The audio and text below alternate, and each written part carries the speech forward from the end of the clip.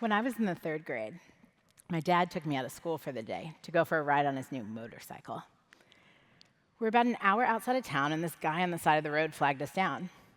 Turns out there was a movie being filmed in this small Florida beach town, and they needed a last-minute extra who drove a motorcycle to enter a spaghetti-eating contest. My dad agreed to be in the film, but on one condition, that they found a role for me.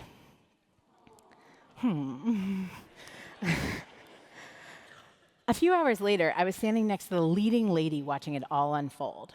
Her name was Molly Ringwald. I remember looking around the set in awe as the camera moved and the director called out scenes like they were reality. The way the camera captured connection and brought people together was something I had never witnessed before. Flash forward 25 years, and we're now living in a society where technology has made it possible to connect with anyone, anywhere, at any time.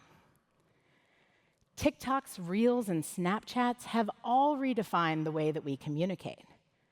We send photos and videos more than making phone calls, and we definitely like things on social more than checking in with our friends.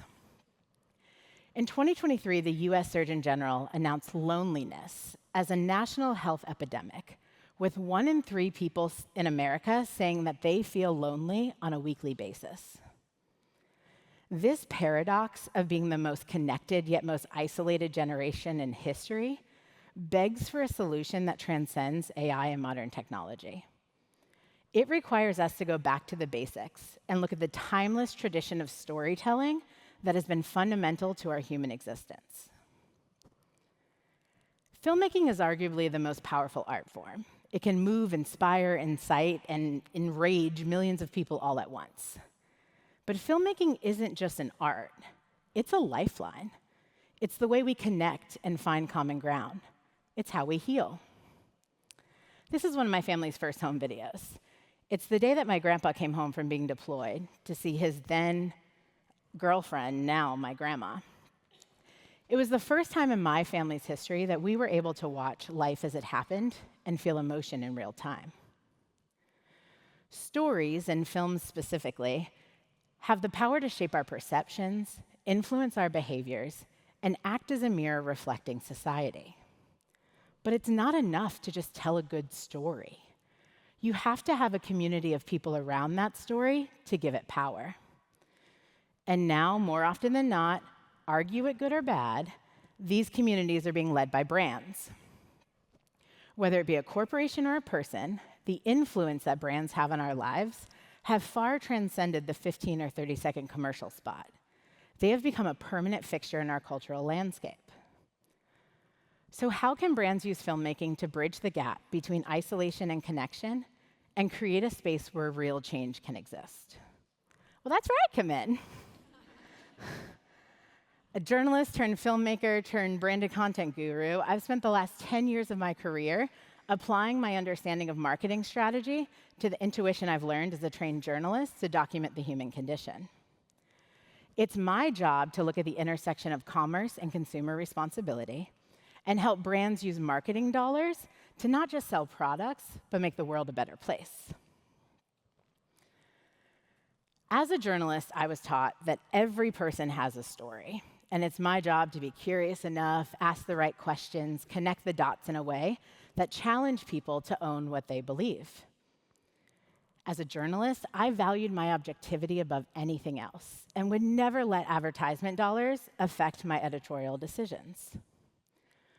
Well, over the last decade, we've seen a massive shift in advertisement, mostly because of this oversaturation of information and a generation of consumers who grew up with the internet at their fingertip, to now be more of to be less than a two-dimensional product-centric approach and be more of a three-dimensional human-centered approach. This shift in strategy has largely been associated by the way we as a society interact with brands and our desire to want more from them than just a transaction. In 2016, I got a call from CNN, and they asked me if I wanted to be the first director hired in their shiny new initiative called a brand studio. It was a novel idea at the time, as it was the first creative studio created to make films specifically that would air in commercial time. We know that our audience likes the documentary content that we create in prime time. So what happens if we bring that same style of storytelling to the commercial spots? Will more people stay tuned? In theory, you're watching Anderson Cooper, and then instead of watching 5 30-second commercials that you may mute, you now get to watch a 2.5-minute documentary on someone who interacts authentically with a brand, and then you're back into the news. The customer experience doesn't change at all. Quite the opposite, actually. So to see if this would work, they hired a bunch of journalists and tried to teach us marketing. We had no idea what we were doing when we started this studio, and we surely didn't understand the precedent we were about to set in the industry. All we were doing was following our journalistic instincts, taking big risks, and it worked. My first project at the studio was with the video game company Deus Ex. They had come to us to help promote the launch of their new game called Mankind Divided. That was a sequel to a game they had launched a few years prior. In the first game, players had the option to trade in their perfectly good arm and get a rocket launcher. Well, shocker, in the second game, everyone had gotten rocket launchers and were killing each other. So as we started to brainstorm ideas around prominent themes in the game, we found ourselves wondering if this could actually happen in real life. Come to find out, there are no rules that say you can or can't chop off your perfectly good arm. And more disturbingly, there's nothing that says you should or shouldn't. So for the next year, I got a video game company to send me around the world to make a film on real-life cyborgs, people who consider themselves half man and half machine, in hopes of creating some kind of baseline around the ethics of augmentation.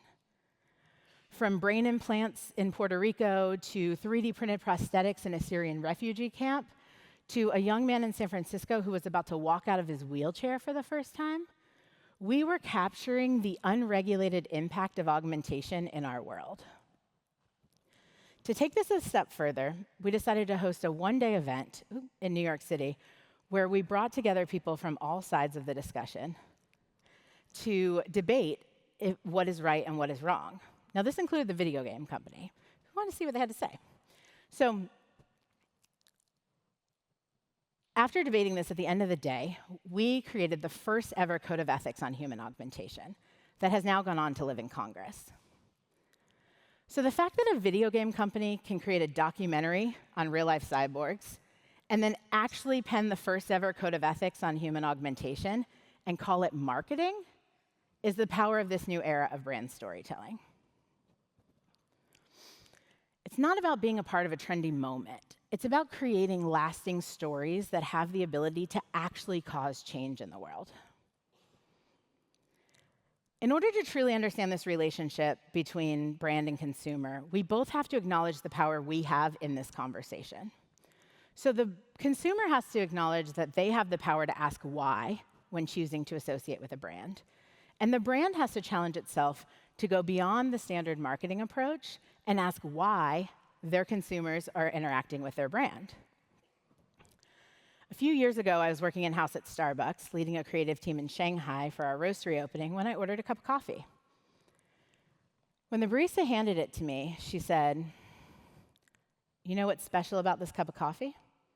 It was grown by a woman, harvested by a woman, brewed by a woman, and now is about to be drank by a woman." What is she talking about? 2 months later, I was on a plane to Rwanda with a camera in my hand. Turns out there's a woman-owned coffee co-op in Rwanda where women from both sides of the genocide have come together to harvest coffee. Following the war, most of the men were either killed or in prison, and it was up to the women to put aside their differences and learn how to harvest coffee in order to provide for their families. It didn't take me long to realize I wasn't there to tell a story about coffee. I was there to tell a story about forgiveness. Okay, let's pause for a minute. Why on earth would a coffee company that's known for its exceptional customer service want to tell a story about the genocide? Well, my answer to this is very simple. It's because they uniquely can. For starters, Starbucks has been investing in the coffee industry since 2004 and has built a farmer support center to help the local farmers improve on their coffee quality. In 2022, 400,000 families in Rwanda depended on coffee for their livelihood. By associating a simple cup of coffee with a story about forgiveness, Starbucks has the opportunity to attach an emotion to an action. Every day, Starbucks serves over 10 million people worldwide, with 6% of with their average consumer coming back 6 times every month. 20% of their customers return 16 times every month. So by telling a story that's loosely about coffee and more about forgiving a neighbor, Starbucks has the opportunity to encourage millions of people who drink coffee every morning to think about forgiveness as a starting point in their day. No one can watch this film and witness forgiveness at the highest level between these ladies without questioning the small grudge that they're holding in their own lives. Now, the impact that this film had at Starbucks went way beyond a single marketing cycle. It went on to be included in the UN's 25th anniversary around the genocide and played at many film festivals. Together with the Starbucks Foundation, we were able to make a give back attached to the hingikawa being sold in the store that would allow us to build a sewing center for the women in Rwanda so that they could make products to sell at the market in the off-season. The reason that this worked is because the focus is on people over product, and the purpose is not to sell a thing, but to cause change. As we move into this world where we are needing to understand brands' impact in our lives, which looks totally different than it's ever looked before, we have to redefine what a brand is and who it serves. A brand is no longer just the product it sells, it's the feeling and emotion that that product represents. And a person who buys that product is not just a consumer, but a fan. Fan, short for the word fanatic, represents a person who will unapologetically go after an entity whether they're winning or losing. A fan's loyalty is not shaken by the success of a moment, but is rooted in a like-minded belief system. When a consumer makes the choice to align with a specific brand, their relationship with that brand deepens, creating a personal identity with it. Once that happens, that brand now has the ability to impact how that person thinks and behaves. When you put on your Lululemons and pick up your Stanley Cup, you're not just choosing yoga pants and a water bottle, but you're choosing to be a part of a group of people with shared beliefs. And in return, tell people who see you with those brands that you're part of the fandom built around the product. Now, the sentiment is summed up very beautifully by a strong lady who showed the world what she was capable of last summer.